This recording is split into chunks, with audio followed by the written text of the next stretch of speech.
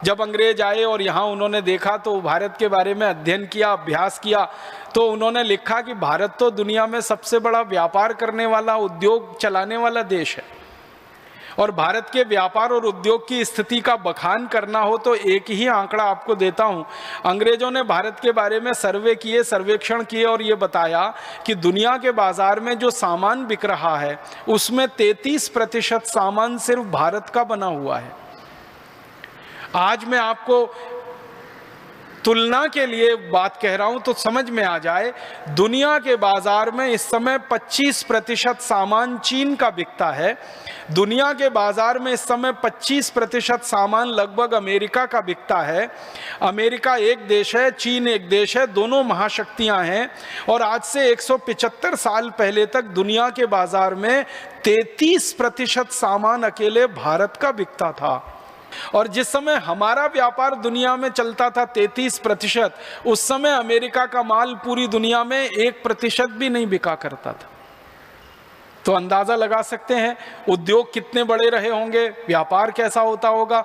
और जब उद्योग और व्यापार इतना बड़ा था कि 33% हम निर्यात करते हैं, तो निर्यात तो वही देश किया करता है जिसके पास उत्पादन अधिक होता है।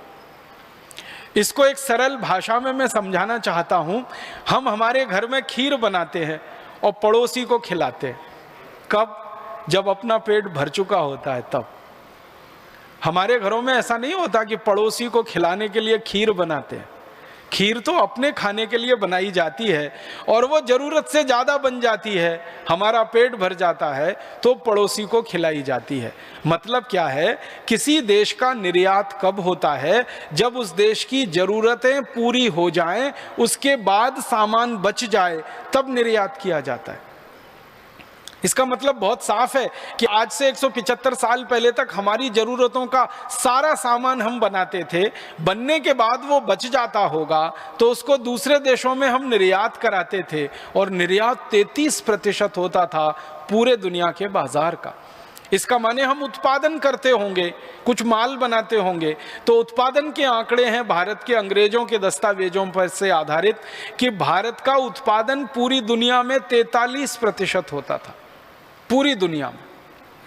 और इस समय अमेरिका, चीन और जापान तीनों को मिला दें तो तीनों का कुल उत्पादन पूरी दुनिया में 45% है।